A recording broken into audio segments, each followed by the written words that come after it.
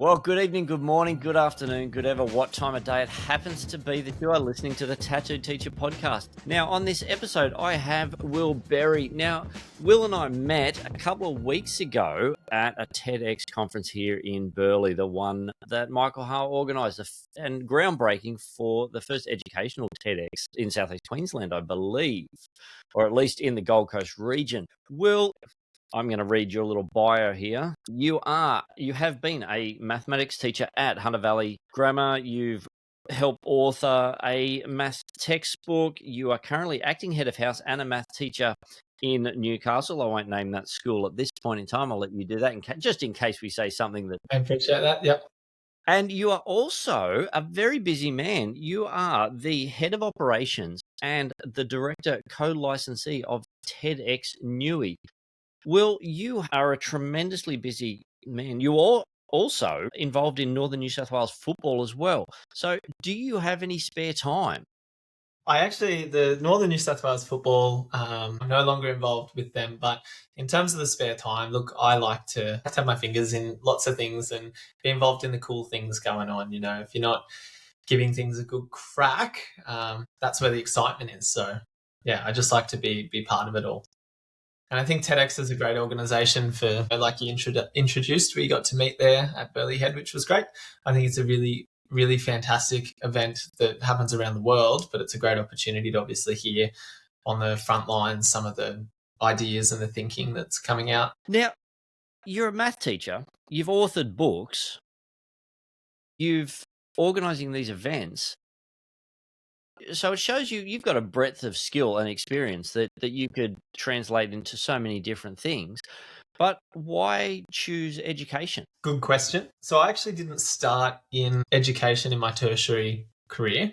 When I finished school, I was a bit unsure. I actually went through year 12, I think year 11 and year 12, with the goal of being an architect. And I apologise if there's many architects that listen to your pod, but I went to a firm and had some work experience towards the middle of year 12 just to see what it was like. And I went to one of the cool bespokey kind of firms that I thought, I'd get a really good insight into what life might be like.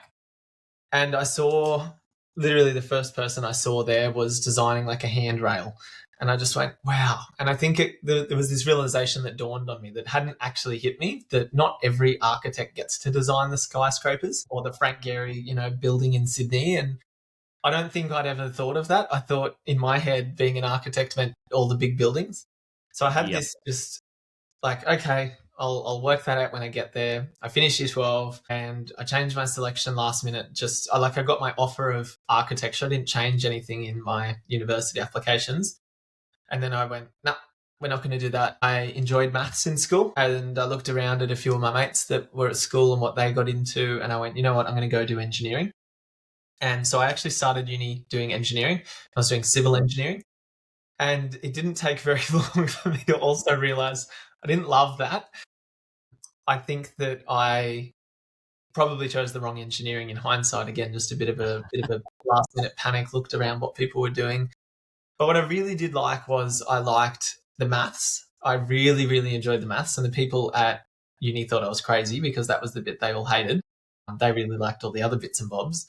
But I really liked the maths, and just like a lot of engineers at uni, I was tutoring on the side to kind of get me through. So I had a few different students that I was working with, and I had a mix. I had some younger students and I had some senior students that I was just helping them with their maths homework. And yeah, I spoke with a few parents and, they were always giving me really positive feedback and they were like, wow, you'd be a really great teacher. At the time I was, working with Northern New South Wales football as a referee coach and an assessor, and helping referees be better at what they did. And so again, in that kind of teaching role, and I just went, I'm not enjoying engineering. I thought I'm going to make a change here. And I think it was a really, really good change because I never felt that for the remainder of my studies in terms of this doesn't feel right. It always felt really exciting and it felt, fulfilling. And then that continued. I finished my undergrad and then I went back and I did my master's as well. And so the passion's been there for teaching. And I don't know what it is. I think it's a mix of relationships-based work and working closely with young people and helping to, it sounds really tacky. You probably hear everyone say this, right? But helping them to be the best version of themselves, I think is a really special privilege that only teachers really get that close insight into. And obviously parents, get that with their own kids. But on the scale of, as a high school teacher working with 120 kids, I just feel like the most lucky person in the world to get to, work so closely with them. Yeah, no, it's not cheesy, it's not tacky. It's actually why I think so many teachers not only get into the profession but also stay in the profession. It's about us helping these young men and women become the best that they can be and be successful in whatever area that may be. And like for you're still young. You're still young. You're still a young guy. Thank you. But you've seen that. You've seen what an impact that has. And you've seen both sides of the desk. You've been a student. You've probably had teachers who are really invested in you and took the time to get to know who you were and your classmates. Mm-hmm. Then there was the other teachers who not so much, and look, each to their own. But that also probably helps drive you maybe a little bit in what you're doing. But that fact that you're there not for your own indulgence, but for the children that are in your care for 6-8 hours a day. Yeah. Did you have that teacher at school, Philip, that connected with you? Like, is there someone that you think of? Yeah, look, I had a couple of teachers, and look, I was a rat bag. I was a troublemaker, as were a few of my friends, but I had a couple of teachers who, look, they called me out and I got into plenty of trouble with them, but every day was pretty much a clean slate with them. And that's one of the things that I take into my teaching. I don't forget what the students have done, but I also don't hold it against them. I try and use it to go, hey, we've already talked about this. And that's what they did to me. They saw the potential there. They challenged me. They corrected my behavior, got completely frustrated with me. And then look, on the flip side, there were teachers who absolutely just, I think, I'm going to use the word loathe, but yeah, they just didn't like me for whatever reason. I would butt heads. I would challenge the status quo. But some, like yourself, and especially being in a head of house position, we face that on a daily basis. And it's about understanding, what is this child actually bucking against? It's not me. But let's work out, let's try and build that relationship so we can find out what this young person really needs. Yeah, I completely agree. And it's hard for some kids to work that out and break that down. And I think you said it well not too long ago. Like, you will have some teachers that you connect with and others that you don't for whatever reason. And the teachers when I was a student that maybe I didn't connect best with, they were probably excellent operators, but just for a different child, not for me. The teacher I think of was my physics teacher, and he was actually my mentor teacher when I went through school. Like, my roll call, he'd see me every morning. And I think that obviously overlapping with a subject interest area that's very mathematical, I had that relationship with him. And, he saw me in the way that, like you said, every day was a fresh slate. There were many other amazing teachers at my school, but they just weren't the right people for me.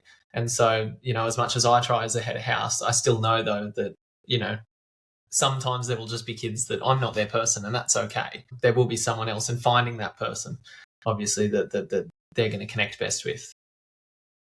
Yeah, and that's so critical, that it's as teachers, especially as young teachers, and for all those younger teachers who are listening, it's about, well, hopefully younger teachers are listening, but it's about trying to build the relationship, but also going, you know what, I need to find someone else who can connect with this child, this young adult, much better than I can. And like you said, your teachers, and probably some of my teachers as well, were very good operators, very good educators, but they just weren't and that's life. They weren't the personality type that we get along. You go into any room, business place, sporting field, there's going to be people that you just don't get on with, and that's okay. Yeah, I agree. But no, I've actually caught up with that teacher, my mentor teacher, since finishing school a couple of times. I haven't seen him for a little bit, actually. But I was very excited to tell him when I had changed to teaching, because I was like, oh, he might like this. And he did. It was really nice. We caught up with another of my, peers from school, the three of us, and she was also going into teaching. She was doing primary. And I was just like, oh, this is really nice. And he didn't expect it, but yeah, now it's quite nice. So yeah, it was a good start. And I think that, yeah, having those positive relationships obviously helped me want to go into education and teaching. Yeah, it's amazing when you run into people who you haven't seen for a while and you go, "Hey, yeah, what are you doing now?" Well, I'm a teacher. I mean, most people fall, but yeah, a lot of the people that I caught up with, they sort of fell over when I said I was a teacher. Especially old mates. They're just like, "You what?" And look, I think one trying different things. So I'm a tradesman by prior to teaching, but also the way I went through school, and like we said, those teachers who helped me through certain parts of school, that's developed me into who I am today as a teacher. It's like, okay, I'm going to remember the good things, I'm going to remember the bad, but I'm going to try and make where I can the student's life better. And it's not that sage on the stage just like, hey, you've got to listen to me, I'm the font of all knowledge. It's just like, hey, I'm going to try and help you. I'm going to try and help you to learn how to learn so that you can get onto your level of success, wherever that is. Absolutely. You did say at the start you didn't want to talk about my school, or you didn't want to mention my school on my behalf. I'm very lucky at my school this year. This is my third year actually there, but at Newcastle Grammar School, I'm very lucky we don't have many sages on the stage or any that I can think of, sages on the stage that get up there and say, this is how to blah, blah, blah. I work with some awesome staff that are great to learn from and do exactly that. And I think that's also a motivator to obviously want to care and do well, is being around other like-minded people. So I'm pretty lucky going into my third year at Newcastle now. It's been awesome.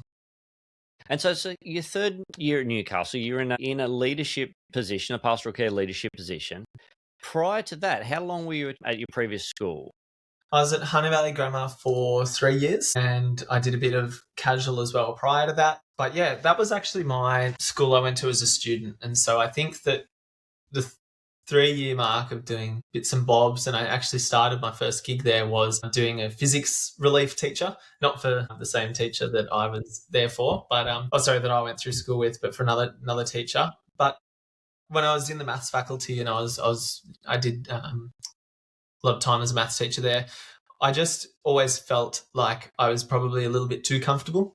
There's still a bit of overlap. There was probably half the staff that was still staff from when I was a student. And I think I needed some, more breathing room and a new challenge and a new experience to probably learn a little bit more. Whilst there was the distance with the students, and I don't recall, I think that there might have been one or two students that, because of one of my younger siblings, I had noticed. There were no students that ever knew of me or anything like that. But I do think that there was just this hidden level of comfort that I had. So I wanted to try something different. And then there just happened to be a job at Newcastle that popped up. I was looking originally to go and try something really different, and I wanted to go have a look at boarding schools, but I just wasn't able to get a boarding school that were willing to take a newbie on in the boarding house. There was a few that were interested in having me come teach, but then I would have needed to pay rent in Sydney, which I wasn't interested in doing. I was more interested in that actual different experience, because otherwise I would just still be teaching maths, and I could teach maths here. I wanted that totally different change. And so, I've changed schools, and it is a very different change. The school I'm at, and we overlook the beach, which is pretty special. I'm also, we're a school in the Anglican faith, and so I get to go to chapel, which is also, different for me and for my identity. So I've been learning a lot with that. But yeah, it was a good change. Yeah, the getting a position in a boarding house is tremendously rewarding. I had the great experience of working in as a master on duty at Trinity Grammar School in Summerhill. And again, that's just a completely different experience to schooling. Like, you're still dealing with these young men as well, especially as they get older. But it's another level of relationship where you're a surrogate parent at times, you're a psychologist, you're a counselor, you're a shoulder to cry on because they've broken up with their girlfriend, or they didn't make the first rugby squad, or whatever it might be. But yeah, it's a tremendous opportunity, and they can be hard position to get into, because so many people within a particular school, are trying to get into that boarding house for whatever reason it may be. So yeah, don't give up hope. I'm not sure how my wife would like me saying, "Oh, I'm going to go live with a bunch of teenage boys." Well, they do give, it's generally a separate apartment. So you're, but there is, like, that's one thing that you do really need to be aware of, the proximity. Like you get up in the morning, you go to the boarding house, then you go to school, and then you come home to the boarding house. So it's a big ask on families, that's for sure. I mean, I had to travel. I was there one day a week, and at least one Sunday probably a month as well. So yeah, it's a big ask on families, but again, it also has its rewards. Yeah, absolutely. And that, I mean, that checks out in terms of your experience then. If you'd spend a bit of time at boarding, obviously you get that close relationship and your interest in the well-being of the whole child rather than, just that one moment you get with them in the classroom. You can, yeah, get a lot more. That checks out that's in your catalogue of history. So in saying that's what you've done and you're doing, so you're relatively new to teaching, all things considered. Sort of 7 years or so within a school environment. So most teachers, like 50% of teachers these days, are out the door in the 3 to 5 year mark. So what do you think has been different for you to help you stay in education? Because it's a tough job, especially for young people as well. Interesting one. Look, I think that it's a function of trying to look for what will make you happy. The first 2 years for any teacher are, just like strapping in and staying along for the ride, doing your prep, making sure that you're on top of it and you're just not catching on fire in your lessons. But beyond that, I think that there was a point where I started to find my feet, and I was at the start of my, like early teacher career. I was doing my master's at the same time. But once I kind of had that under wraps and I did start to go, okay, well, what's next after that? I did try to look for, well, where do I want to, maybe niche or get a bit more experience or, share some of my expertise with the broader school. And it's not just looking for like the positions that are open, whilst that was something I was, having a bit of a look at as they came up. It was more just, okay, so an example would be when I was at Hunter Valley Grammar and AI was only, pardon me, relatively newish concept. And we were coming off the back of COVID and things like that. I remember trying to push it up the chain and say, hey, this is something we need to have a bit of a chat about. And I ended up just sharing, put together a PowerPoint and spoke to exec just about, hey, this is something that, we need to consider looking forward, whether it's in, academic misconduct. And really all I was doing was curating what was out there already, but bringing it to my school in a way that I was like, I'm really interested in this and this discussion, and I'm working with this at the moment. But I didn't see a lot of that happening. And so looking for opportunities like that to get involved and put your hand up to do things. So I did that. I also, at Hunter Valley Grammar, there wasn't necessarily a celebration for Pi Day, the most important day of the year, Philip. You're showing you're in a geek now. And I was like, nah, let's make this a big deal. And like, that's not ever something that there is a role description for, or a PD, or your boss is going to come tap you on the shoulder and go, this is what you need to do, Philip.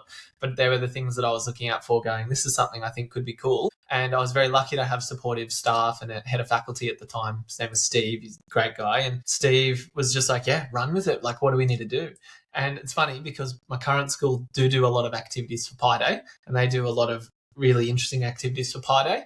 My brain, Philip, as a first couple of years out kind of guy, was like, now I'm going to get representatives from every house in the school, and I'm going to make them eat as many pies as they can.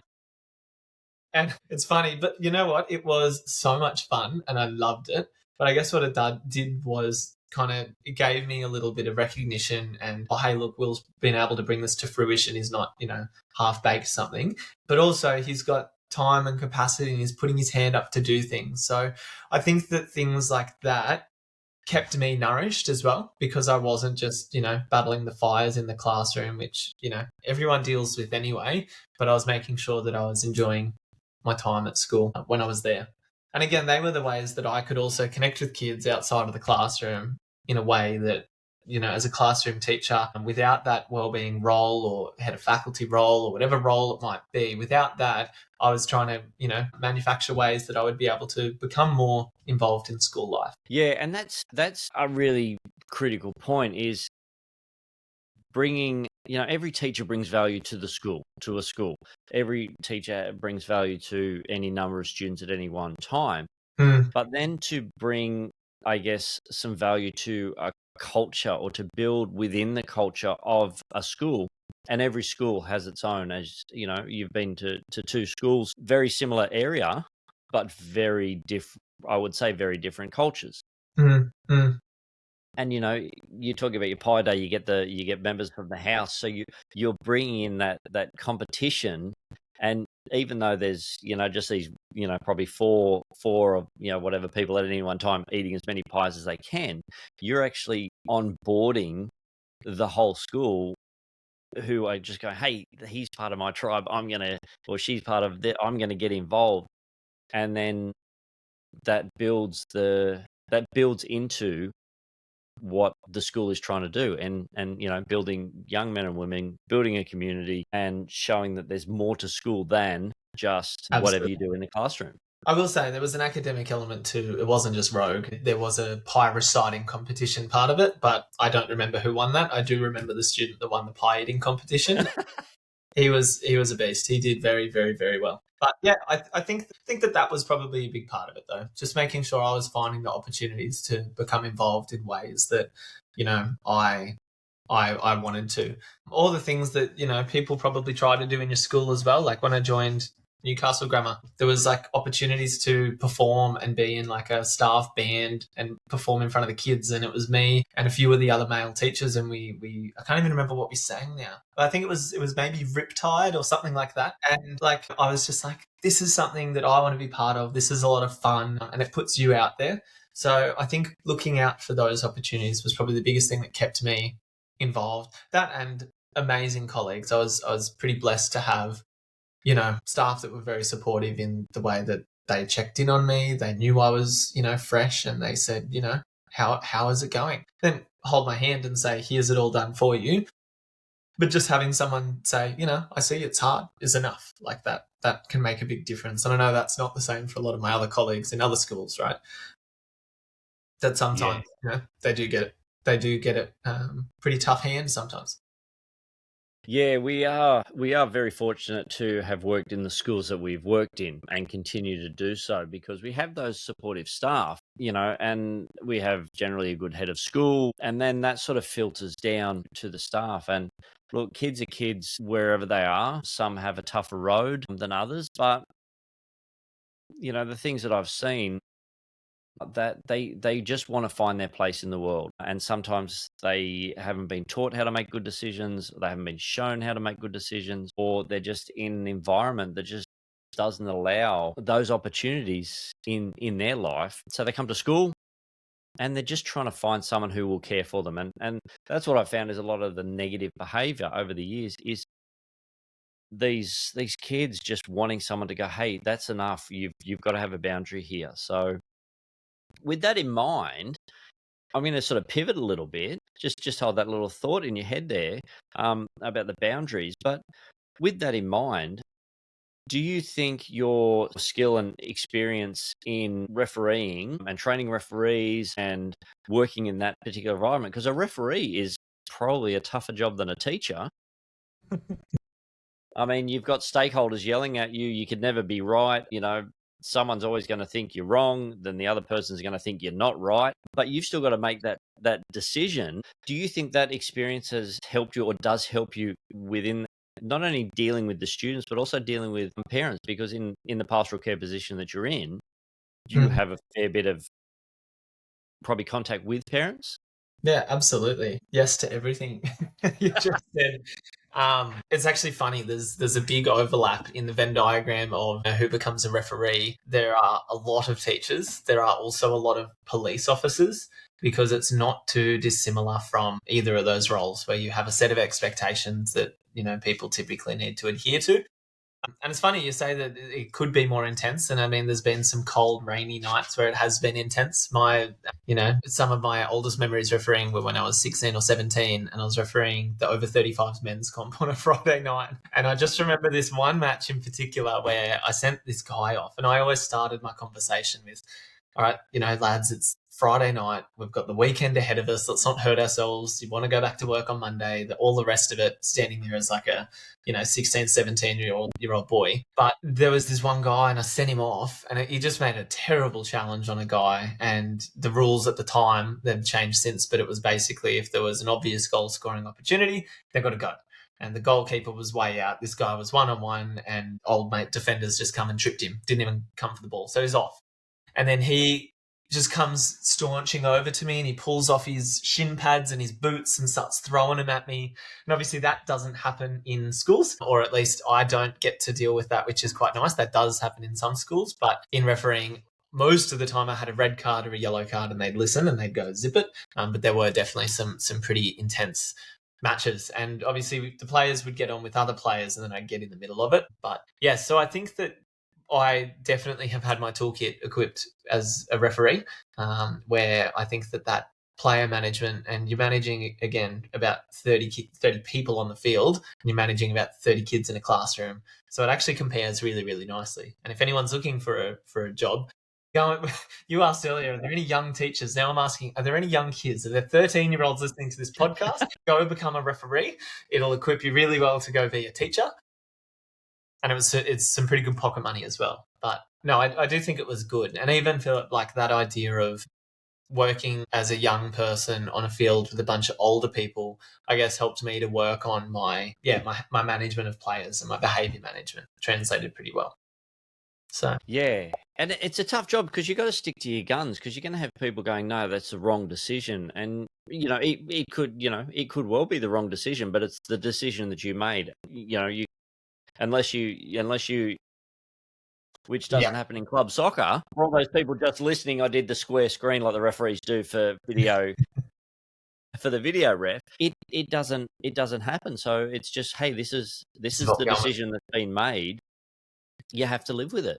And how often do we do that as teachers, right? Where you'll run into the playground, you'll see something going on that you just wish you didn't see, but you're there and you go, all right, guys, like, I don't know what I just saw, don't need to know what I saw, but we're moving on. We're going to go do this now. I've made my decision. This is what we're going with. Like, let's just move away from the stick that we're throwing or whatever it might be, right? There's a lot of times where that comes in very handy.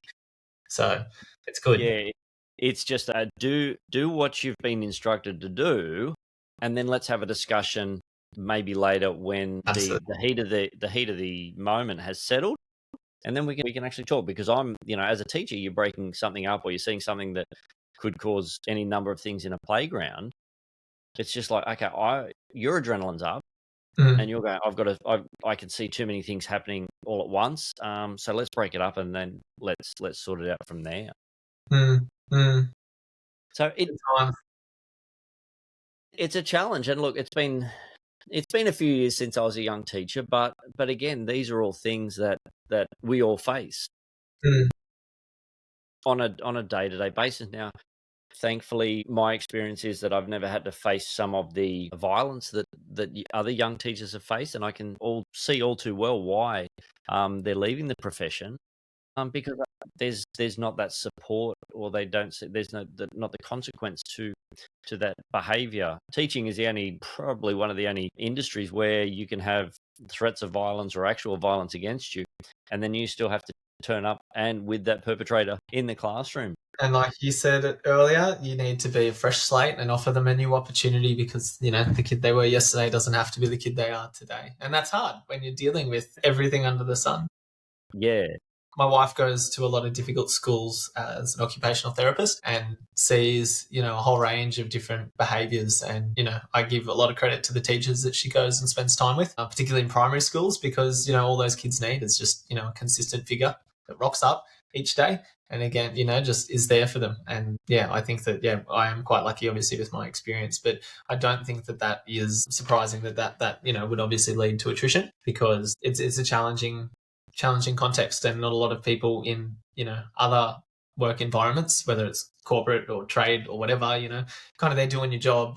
You don't have someone coming to kick you or whatever it might be. Yeah. There's so many things that go on within a classroom that so many people just don't understand, and so many teachers they don't feel the support that definitely I've been blessed to have, and it sounds like you also. Mm. But they keep doing the job every day, and I'm just so thankful for those teachers who keep turning up to those schools. Like a good friend of mine, his daughter and her partner. I had her on the show early on. She's now in Chinchilla, so rural or regional Queensland, probably another 4 hours from the Gold Coast inland. But when they were here in southeast Queensland, they were working in Logan, so low SES.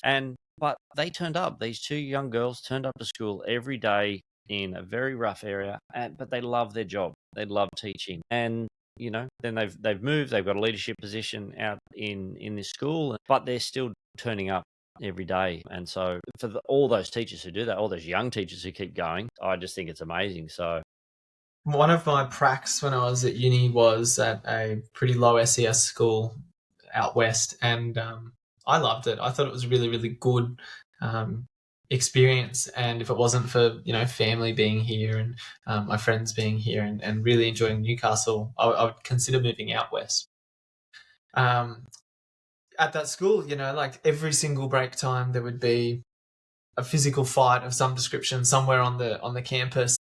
A lot of the teachers that were there have been there for a very long time, and I think that there is some sort of attraction with it. It is also obviously a very confronting challenge for new teachers that enter that environment for the first time, and it might not be what they expect.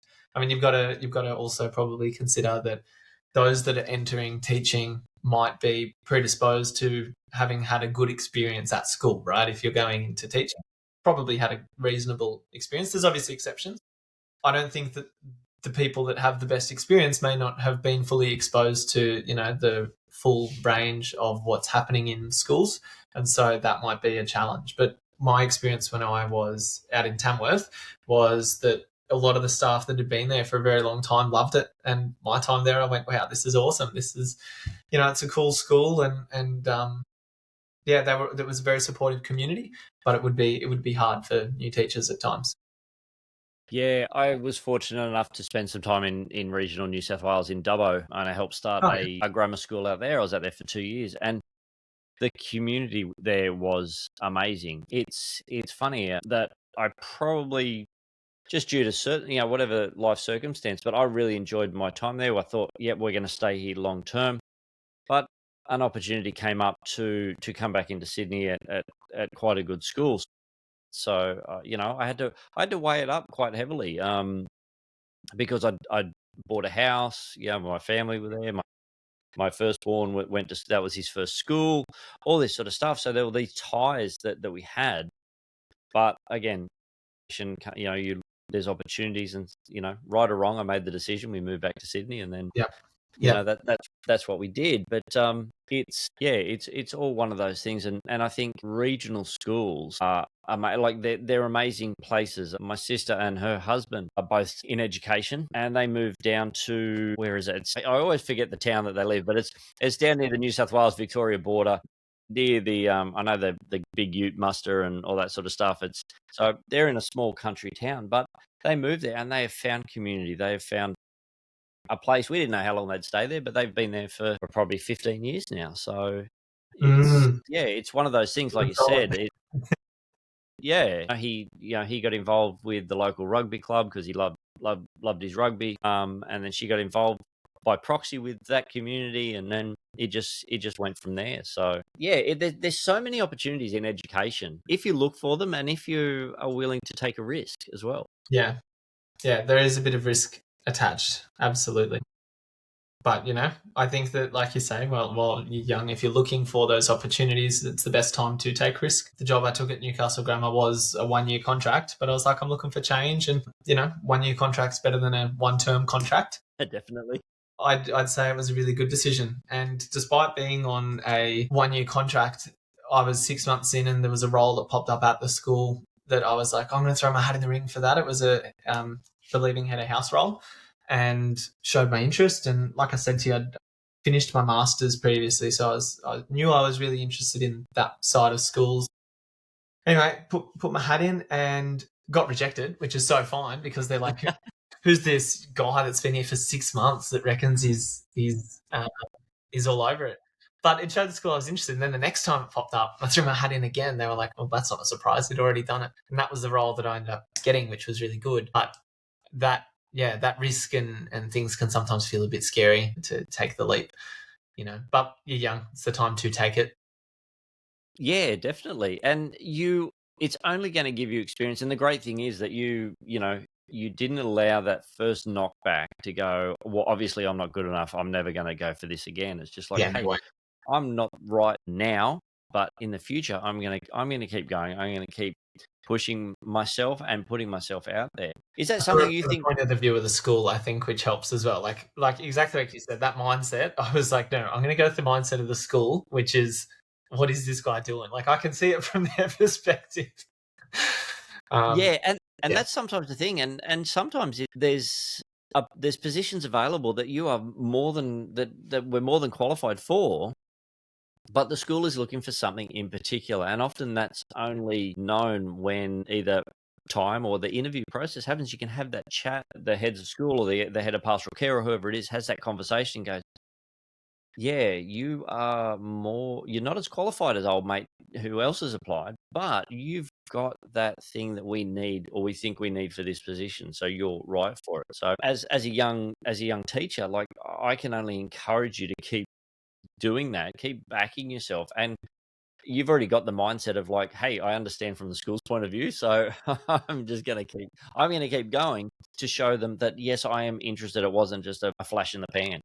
And I think that broader world experience helps take that view, right? And take that reflective, not just in my head, I look a bit bigger. But like, I really liked what you said about, not either who it was being replaced or something else like that. If you've got a team and someone that has been in that space for 20 years has just left, you don't want to hire someone at the start of their career to replace that, deep wisdom that existed in that team, because that's what needs to exist. If it didn't already have maybe someone coming through that was going to fill that gap. So I know that, not every role is something that, I'm able to go for it, but I was lucky that, I work in a team with a diverse range of people and they were open to having a younger guy jump in, which was cool. Because young people have a lot to offer, right? There's no, I would call it like institutional inertia, where it's like it's just baked in and it's just this, like, it is what it is. It's not going to move. It's inertia is, it doesn't move unless it's got that force with it. So I think that what young people can offer is like, oh, well, I haven't seen why we do it that way. Why do you do it that way? Or how is this set up? Oh, have you considered doing that? And sometimes it just helps someone reinforce their own understanding of why they do things if they can explain it to someone. If there's not a great example of, oh, this is why we do it, then potentially there could be change and improvement, which is good. And I think young people offer that. Someone that's not been in a school for a very long time, I don't have the full understanding of why systems might exist, so it's good to ask questions. And I was very good at that, and I like to think asking questions is something in TED that comes up a lot for me as well. But I think that it's one of my strengths, is just asking questions that sometimes seem simple. Why do you do that? What is that? Why? Yeah, absolutely. They're like traditions. Traditions are made somehow, and yeah, they've got to start somewhere. And often, a new tradition is through a challenging thought. And I was actually, very, very much challenged. Yeah, we're talking about, teachers coming in and applying for different positions and having a crack. And I was actually really challenged because as a long serving teacher myself, I want new teachers in. I want to be able to hand my experience to them, but I was actually really challenged by Kerry Brown. We're chatting, we're talking about, hey, and you mentioned you had a mentor teacher. And I think, yeah, look, I can mentor these teachers. I can teach them skills within, maybe like classroom management or a little bit of programming or, whatever it might be, or, relationship things, how to phrase things better. But she challenged me to go, hey, but they can come in and they can actually teach you a lot of stuff because they're learning all new science of education. They're learning new skills. You know, they're getting the latest research. And it's just like, yeah, I need to remember that. I need to remember that these new teachers coming through, one, I want to keep them in the profession that I really enjoy, and I never thought I'd be in teaching this long. I'm about to go into, my first classroom was in 2002 is when I started teaching. And I'm still doing it. And It's awesome. it's I've got skills, I've got experience, and I've got all these things, but I don't have youth. I don't have energy, or I do, but I guess it's, you do, Philip.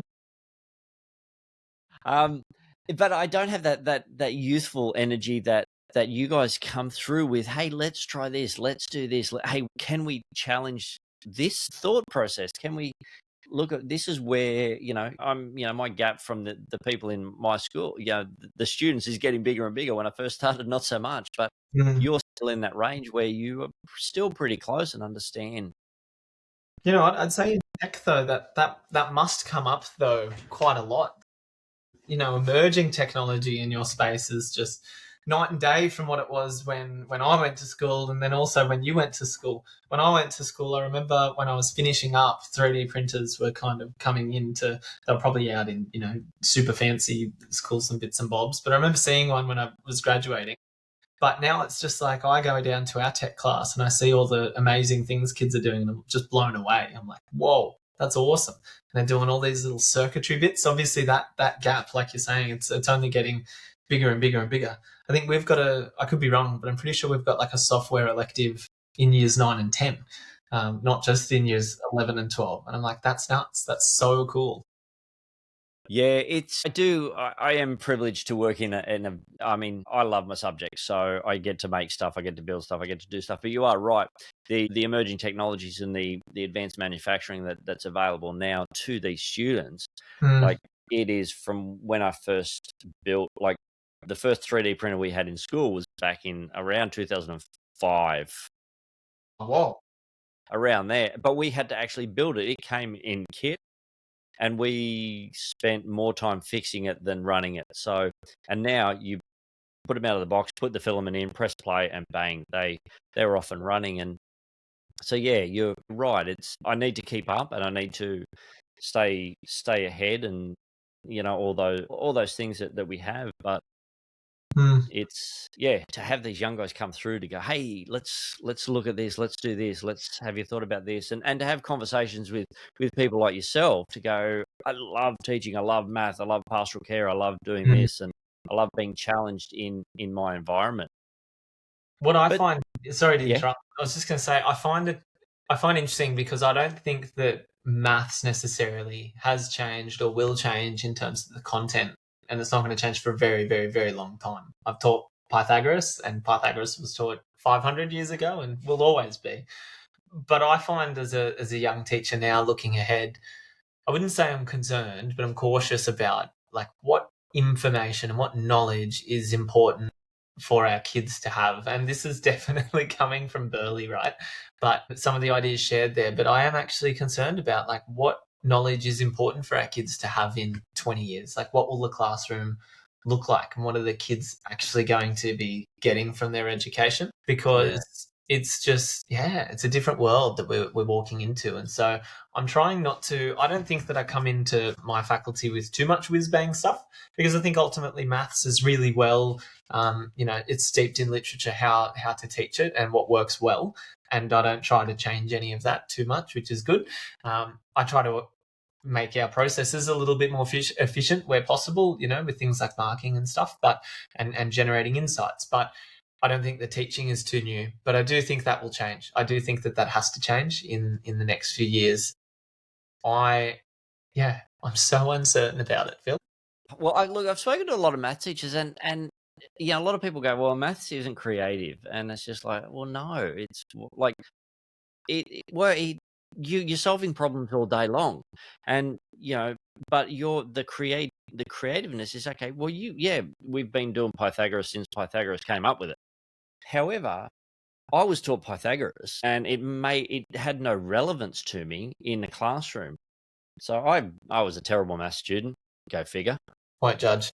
Um, but then I went and did my trade, and I did tool making. So I'm a mechanical engineer by trade. But as soon as I went in and they go, yeah, well, here's a triangle. You want to lift this heavy thing, you got to do this, this, and this. And all of a sudden, this math came to life. And I think that's where I think the application knowledge, we can find knowledge anywhere. These kids can find information faster than us. But for our job as educators, it's one to help them learn how to learn, help them to how to be people in a community, but also how to apply that knowledge. And I think that's one of the great joys of teaching is watching them when their eyes light up when they get a concept. It's like, yes, that makes sense to me now. And then Yeah, working through that. I think biggest, broadest, like just think blue sky, like what is possible. Hearing that, I'm like, what you got was a very directed experience of education where you were taught the relevant things that you needed for where you were headed. I wonder if is that the route that we then head down? We and I'm not saying this is a should, but it's a could. Do we put students in lanes early and go, well, this is where you're going to head, and we're going to give you the things that are relevant for that? Because I think otherwise, well, a kid could take a photo with their phone. I ran a competition the other day for a marathon, and I put a bunch of things in a jar. It was like a guess the gummies in a jar competition, like old school kind of school fate activity. And someone came up with their phone and they went, "Oh, I'm just going to take a photo and I'm going to put it in ChatGPT and see how many are in there." And I was like, "Yeah, you actually don't need creative things. Like you can snap it on your phone." It was wrong. It was very wrong. But it's wrong for now until it's not. And I wonder, like, if you need the one-offs, I do know that, the kids that I teach that I'm like, oh, you will use this, they will be able to look the information up when they require it. Like you say, it's going to be so easy for them to do that. But obviously there is niche knowledge that they can't just do that all the time. If you go to your doctor and you just say, hey, mate, this is how I'm feeling, and he goes, give me a second, and he looks it up, like, that's not on. Obviously, you do need your specialized knowledge, but I wonder if that'll come earlier in schools, because I think it will only become harder and harder to teach students when the relevance declines more. I mean, because what we're teaching them isn't applicable. I don't know. I'm like I said, I'm just in my head, and then it's a concern of mine about the future that I'm not sure where I sit with. Yeah, I mean, just on that, just off the top of my head, from that little thing about working out what lanes are in, I think education might get to the point, and to a certain extent, I think it should. The students pick their lanes. They go, "This is what I want to do." So let's give them the skills, resources, the experience that they need. Like you said, you tried, 2 different degrees before you settled on what you wanted. So let them try, because often it's not that we know what we want to do, because most of the time we don't, but by learning what we don't want to do, that guides us into the path that we want. And I think that's Yeah. needed. Yeah, you win and you learn, I think, or the similar quote, right? You either get what you want or you learn about what you want. You don't lose. There's no such thing as losing or lost time or anything. No, And I exactly. think that would be possible as a universe, because there is so much freedom to change and pivot and catch up.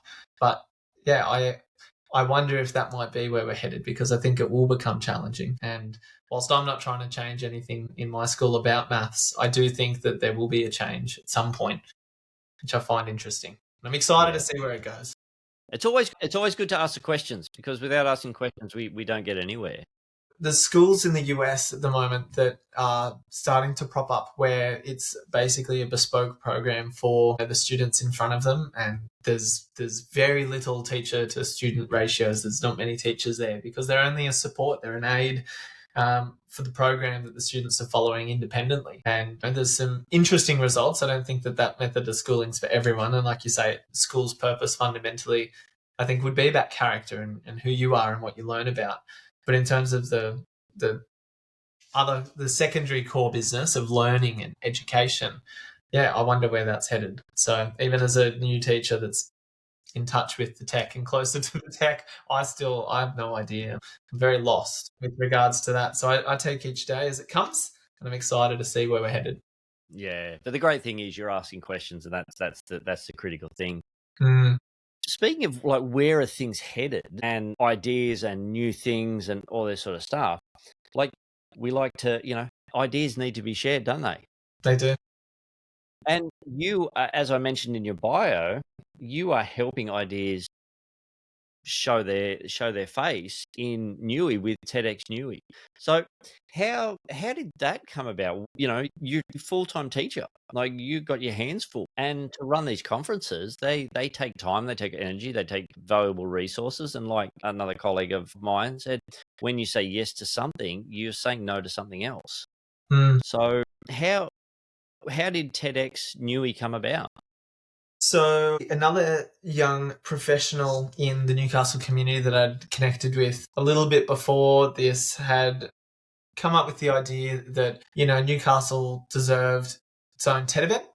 And we caught up and he was like, once on the team, created a bit of a team around us. There was 4 of us that ran the first event, and essentially outside of Sydney, you know, there's a couple events here and there. There's Brisbane, there's a couple in Melbourne, Perth, think big cities, right? We felt that Newcastle was big enough and had enough going on that we kind of deserved our own platform to share what was happening on the ground. And so from that first event, which was very, you know, learning and understanding what goes into a TED event, and we had a really, really great bunch of speakers that first year that worked with the process and understood that we were learning as well, which was great. We realized that there was an appetite. And so that second year, Jake and I worked really closely with others to bring a bit more of a team on. And I think we had 9 last year with our second year running. And so with a team of 9, we were able to, you know, scale up a little bit, which was really, really good, move to a bigger venue, had a little bit more going on in terms of sponsors and partnerships for the day. The talks that we had and the speakers that we had, we were able to deliver a coaching program much sooner. Like earlier in the piece, so that they had more time to prepare.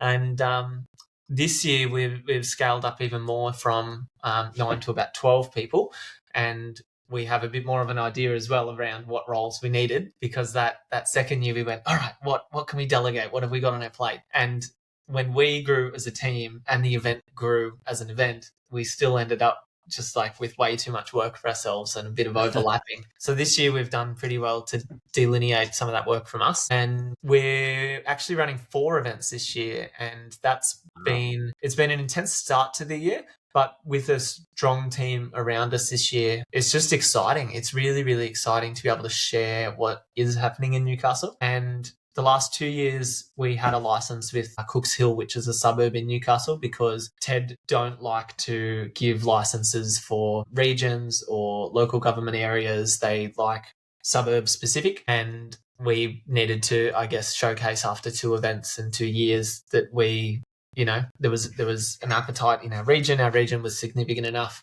But as well as that, we found like we had some challenges getting partnerships under the brand Cooks Hill. You know, it's a lot more appealing to sponsor and partner with an event branded Newcastle. And we're very appreciative of the sponsor that came on board. But it's really exciting. This year now we have the name TEDxNewy, and we're focusing this year on highlighting what's going on locally. And our first event, which is this week, is actually designed around imagining the city in 2050 and what that looks like and what should be considered to support people and we've got different breakout rooms, but across different domains like transport, health, wellbeing, nighttime economy. It's really exciting. And we're looking more at the community engagement piece about how do we hear more of the voices on the ground floor, rather than putting people on a stage to share, you know, what are the locals saying. And so this event this week, we've got around 100 people coming, and we're hearing from them. It's not like someone's talking on a stage with a microphone, which I'm keen for. So look, I just think that for us, the need when this came to be was that we just went, Newcastle's its own city. We're not just the outer suburbs of Sydney, as people tend to think. And Yep. We've had some really remarkable speakers come up and share their local ideas, which is great. So we're leaning further into that this year, just in terms of who can we showcase doing great things. And like an example of which would be, you know, the first Indigenous surgeon in Australia comes from Newcastle. You know, there's a story there that's worth sharing. And so I'm really excited this year to do more of that and you know, share who Newcastle is as a city with its own identity. Yeah, oh, that sounds amazing. And you've got one this week. So, hey, thanks for giving up your time tonight, because I'm sure I'm sure you've got a myriad of things that probably need to be ticked off and compiled and organized. So, hey, I thank you for that. I really Thanks for do. that. No, not at all. It's seriously, like I said, we've got an amazing team this year. I have so much trust in them and what they're putting together. I've had a very small part in what's coming this week, so that's really good. But it's been a good it's a good few years before we've gotten to this point where I can feel a little bit more comfortable with it. And like you say, you do say yes to something and no to something else as a result. I've got a very supportive wife that has just been okay with me giving it a lot of time. And I'm very thankful for that. But it's also been very rewarding to also get that multidisciplinary experience. Like, that team of 4 that I said we started with. So Jake, who is the other co-licensee, he is don't even really know how to describe him, is a contractor that works with approvals. That would be the best way to talk about him. Dan, he's our CFO. Dan is a commercial banker, so works for Combank and does amazing things there. As a teacher, and I'm sure you might agree with this, we're very insular, right? We meet our students, we meet our colleagues. And so for me, it was a really good experience and still is a great experience to get outside of that and see how the rest of the world functions. And maybe that's also been a reminder, going way back to the start of this, call, when you've asked about attrition and how I've stayed in the industry, right? It's a concern.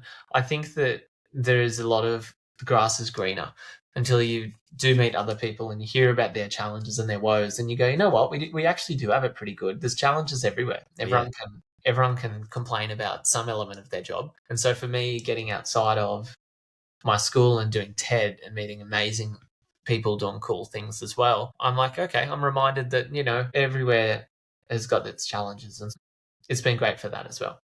Yeah, absolutely. I always like to say the grass is greener where you water it. So, Absolutely. where you put your energy. But it's always great to get another perspective Mm, and to hear, and especially with what you're trying to do in, again, building a community, because Newcastle's not a small city anymore. Like no way. it's a major regional hub now, Mm. almost metropolitan to a certain extent. Post-COVID, we've seen a massive influx of people, particularly even in the schools. Like, we can't build infrastructure in Newcastle fast enough to cope with the demand that we're experiencing. But it is growing. It's massive. The region as a whole. So Newcastle would definitely be the coastal area that we've got. Broader than that, there's Newcastle, there's the Hunter region. A lot of people in Sydney love to visit our wineries, but I would Yes, count all of that as Newcastle, and it's all growing. I spent a few weekends in the Hunter Valley. Yes, I enjoy going there. I haven't been there for a long time. I've got a good friend who's the head of a school in Singleton, the Australian Christian College there. One of my closest friends, they live in Fern Bay, so Yeah, which you'd know. I think we've I've got got to catch up for a wine. We've got to go back absolutely. to Italy too. Look, we were going to come down this break, but world events stopped that because I couldn't afford the diesel to fill my gas to get down there and back. $600 of fuel. Yeah. Oh, it's mind-boggling. But Will, it's been an amazing conversation, and like I said, you've got a lot on your plate. It's Monday night. You've had the joy of having a day off, so that's great. But I want to be respectful of your time, and I value your time and the conversation that we've had.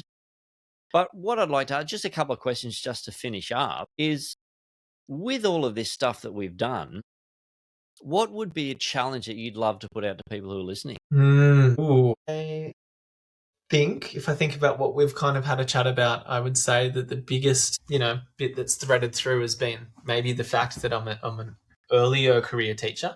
So maybe I would just ask, if for me, one of the biggest supports to stay in this, career and amazing industry has been the support I've had. How are the early career teachers being supported at your schools? Have you checked in with them? Have you heard them and actually said, you know what? Yeah, it's tough. Is there anything that could make their day a little bit better? That would just be my challenge, and it's not a hard challenge. I think that everyone could probably go, yeah, actually, it doesn't cost me anything to say, hey, how you doing? How you doing, Philip? So that No. would be my one thing. Check in No, with them. and that's an excellent challenge, and I would say, yeah, we all need to do that. And I think even beyond that, just check in with our colleagues as well, see how they're doing, because we are in a tough business because we give of ourselves day in and day out. So We need our cup filled as well. Giving gratitude to others is one of the best ways to fill your own cup as well. I wouldn't go out there selfishly going, I'm going to feel really good about myself. I'm going to go, how are you doing today? How are you doing today? And going, I'm going to feel so good. Yeah. But it is true, you put it out there and you do feel better about yourself. So yeah, good challenge to give everyone. Absolutely. Now, next one is we were fortunate enough to meet at TEDx in Burleigh Heads, and we got to not only talk at the conference, but then we all went out afterwards, and we had some great conversation, met a lot of amazing young educators on that evening as well. There were a couple of us old timers who were still there, but a lot of young educators. So I had that advantage of meeting you face to face. For people who are listening, if they want to get in contact, maybe want to find more about TEDx, maybe they're in the Newcastle region and want to maybe help get involved in a future event, or just talk to you about education in general, what would be the best way to do that? I'd love that. Look, the easiest way to reach me is on LinkedIn. If you search Will Berry, you'll be able to find me. I've got a little brain on my name, so I stand out a little bit. Or you can also search up TEDxNewy, reach out to any of whether it's Instagram or TikTok or our LinkedIn there as well, or at Facebook, you can catch me. So LinkedIn's probably the best way to get me directly, and I would absolutely, Philip, if someone wanted to, reach out, have a conversation, or get involved in TED here in Newcastle, I'd love that. I only put together this week actually a group chat of all of the TED organisers across Australia, or I've tried to capture most of them. And so whether it's just TED generally as well, I think it's a great thing to be part of. And so, yeah, would field any of those questions. Excellent. Well, I'll put those links in the show notes as well. So thank you. And now, look, last but certainly not least, wouldn't be the Tattooed Teacher podcast if I didn't ask you, Will Berry, do you have any tattoos? I do not, Philip, although I could draw a little love heart here. Mum in it, that would be the dream. She'd love that. It's probably the only one that she would permit. Well, that's okay. The balance is starting to tip back to people to clean skins. So I had a run on, and it's ebbs and flows. But I'll give you a referral of someone with plenty of tats following me, and you can chase him up then. I'll balance it back for you. Absolutely. That'd be brilliant. But Will, thank you so much for your time. Thank you for your experience. Thank you for all you're doing for the Newcastle region, but also for what you're doing in education. And as a relatively young teacher, I encourage you to stick with it, to keep that passion, and to just enjoy the joys of teaching, but also to enjoy some of the negative parts, in the sense of, what can I learn from this? How can I become a better educator? How can I impact someone's life to get them to their next level of success? I love that. That was great. Thank you. Yeah, absolutely. Mate, so you have a good evening. Good luck with your event this week. And by the time this comes out, it would have passed. So I'm sure it's going to be spectacular. But good luck with it. And I'm sure it'll be great. And I look forward to chatting with you more in the future. Thanks, Philip. Really appreciate it. Cheers. Cheers, mate. Thank you so much for listening to the Tattooed Teacher podcast. I hope you enjoyed the conversation and found it insightful. If you like what you heard, it would mean so much to me if you could either like, follow, and subscribe to whatever platform you are listening on. The music was by DJ Fruit Salad. Thanks again for listening. Stay cool. Be blessed.